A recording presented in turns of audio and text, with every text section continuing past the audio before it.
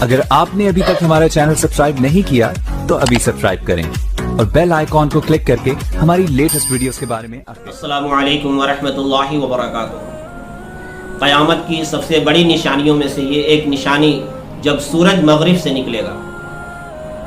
حضرت ابو ذر غفاری رضی اللہ تعالی عنہ بیان کرتے ہیں کہ نبی کریم صلی اللہ تعالی علیہ وسلم نے مجھ سے پوچھا کہ یہ سورج کہاں جاتا ہے؟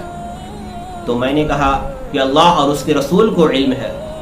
تو آپ صلی اللہ تعالی علیہ وسلم نے فرمایا کہ سورج جاتا ہے اور آسمان کے نیچے پہنچ کر سجدہ کرتا ہے اور پھر دوبارہ آنے کی اجازت طلب کرتا ہے، اسے اجازت دی جاتی ہے، لیکن وہ دن بھی قریب ہے جب وہ سجدہ کرے گا اور اجازت چاہے گا تو اس کا سجدہ قبول نہ ہوگا، اسے اجازت نہیں ملے گی، اسے کہا جائے گا کہ جہاں سے تو آیا ہے وہیں سے واپس لوٹ جا۔